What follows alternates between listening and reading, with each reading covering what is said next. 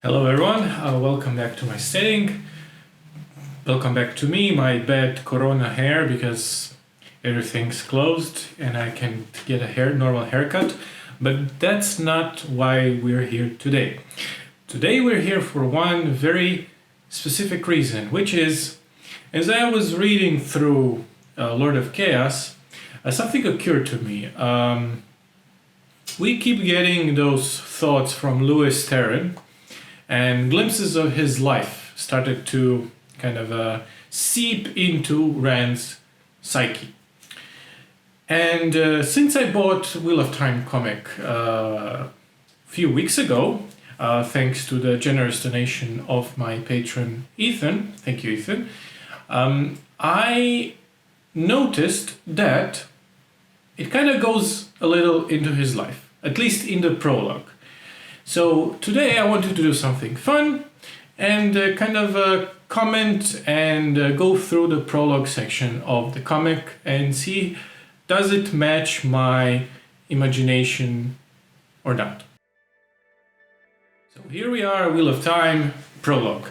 Now, a bit of context. Wheel of Time comic series started in early 2000s. I believe it only covered 2 books. So the prequel book, Dream of Spring, which I have not read yet because good folks like you, my commenters, have advised me not to. So I just skipped right into the Eye of the World. So comic book covers book 1 and book 0, and let's see Dragonmount. So this is the ill-fated scene, ill-fated for many reasons, scene where Lewis Therin goes mad, kills his wife and his servants and everything else, and already I can see that this is much better much better set, I mean, than the that horrible, awful TV pilot from some years ago, which I did cover on this channel, if you remember it. The reason why it's already better, because it actually sets the scene. I think the pilot just starts with an empty hallway. Here we can actually see the palace.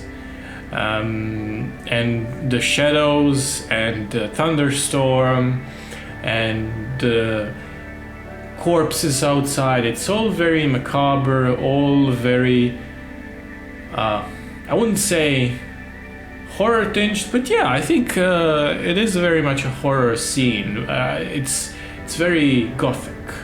I wouldn't even say the palace is Renaissance-ish, but the cracked walls, the ravens and everything, it's the vines here, it's all really atmospheric. And here we have Lewis Therin in the last panel, calling for Ilyena, my love, where are you? So here we have the first scene. The palace still shook occasionally as the earth rumbled in memory. The dark lay heavy on the land and weighed down the hearts of men, and the green things falled and hope died. All was shattered and all memory lost, and one memory above all others, of him who brought the shadow and the breaking of the world. And him they named Dragon. So the dead laid everywhere, men and women and children, and struck down in attempted flight by the lightning that had flashed down every corridor, or seized by the fires that had stalked them. A very effective bit of adapting of Jordan's writing, I have to say.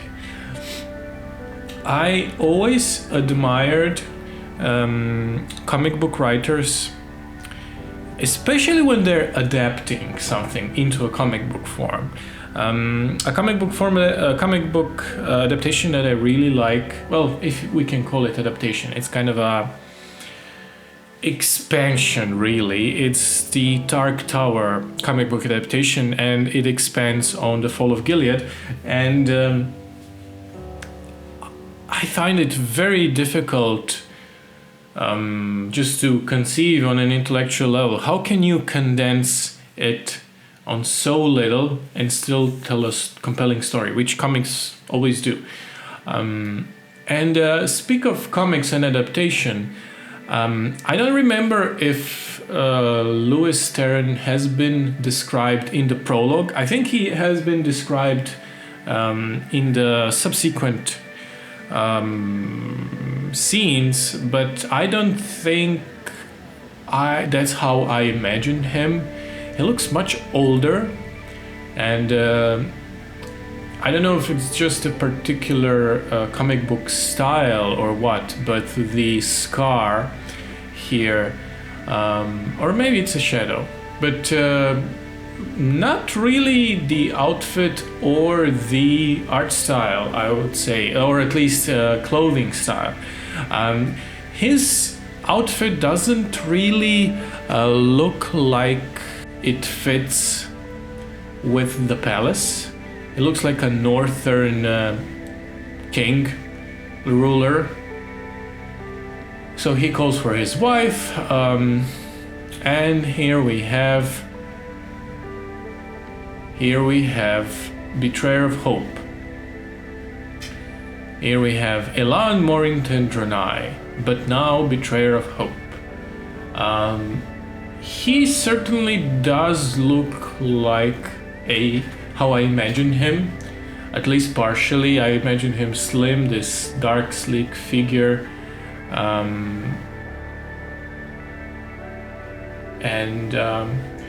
Also, I just want to comment on the choices here. They all focus on the faces very much, and the Lewis Therin's face here in the second to last panel is so wide-eyed, shocked, just a tortured expression. I think it works quite well. And here he is trying to be healed. And this monologue: once you stood first among the servants, you wore the ring of Tamerlane and sat in the high seat. Once you summoned the 9 rods of dominion. Now look at you, a pitiful, shattered wretch, but I am the greater now. When you die, your last thought will be the full knowledge of your defeat. I mean, this is basically lifted, but still, I think there is a lot of skill involved in choosing what to copy from the book verbatim, what to adapt and abbreviate. So yeah, and Iliana, and here we have a bit of a narration. Fire seared the marrow of Lewis Therin. Acid rushed along his veins. His heart pounded, trying to beat its way out of his chest. His skull was a sphere of purest agony. Yeah, he realizes that he has killed his one love in his life. Remember, you fool, remember your futile attack on the great Lord of the Dark. Remember his counterstroke. Remember. What hand slew Iliana Sanhair? Not mine, not mine. Remember and know the price of opposing Shaitan. And here he kind of has Lewis Therin has a moment of lucidity, of clarity. And here we come to the pages that I wanted to comment on. Here we have very explicitly shown how traveling with one power looks like. Traveling. And again, a stylistic choice, not what I would have imagined, but I think it really fits with the art style. Now, would traveling look like this in the show? I doubt it. If I would guess, I think they would do something akin to maybe less fleshy just like a slit in the space. I don't think it would have these ornaments, or maybe are they weaves? Does traveling use weaves? Do you have to weave, or is it just a flair of the graphical artist? And he traveled. He was alone as any man could be while still alive. Yet he could not escape memory. His children's eyes, Iliena's eyes, they pursued him through the caverns of his mind. Light. And here we definitely have weaving, using true power, and this second to last panel with the whirls and everything, that actually looks kind of silly. Not the biggest fan of that. It looks like just thrown together. Now the last panel with the lightning and everything, that's much more like it. He had drawn on one power, and the earth heaved like a sea in the storm, the groaning ground rose. I just want to come back for a second. Him being alone, traveling, so he could escape memory. I don't believe this was in the actual prologue originally, so this is why I wanted to see the chapter, the comic book, for myself, because I think it gives a dimension to him a bit. He lost his mind, but he still roamed the world. I think it makes him that much more tragic, because he couldn't find peace anywhere. And yeah, here the elements and volcanoes and kaboom.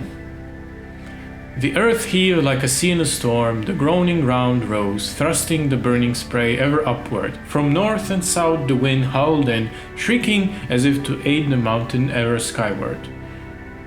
Yes. And the world was blighted and its surface blemished. Of Lewis Therin Telamon no sign remained. Where he stood a mountain rose miles into the sky. You cannot escape so easily, dragon. It is not done between us. It will not be done until the end of time. Then he was gone, and the mountain stood alone, waiting. In one age, called the Third Age by some, a wind rose in the mountains of mist. The wind was not the beginning, but it was a beginning. The wind blew east, out across the sand hills, once the shore of a great ocean before the breaking of the world. Down the wind flailed into the tangled forest called the Westwood. Yeah, so we have the famous beginning of Wheel of Time. What do you guys, gals, and others think? Have you read the comic book? Did you enjoy it? Did you think it expanded on the story you like, or did it actually contradict some things, or maybe it just was a glimpse into possible identity, visual identity of Wheel of Time? Thank you for watching, and see you next time. Bye bye.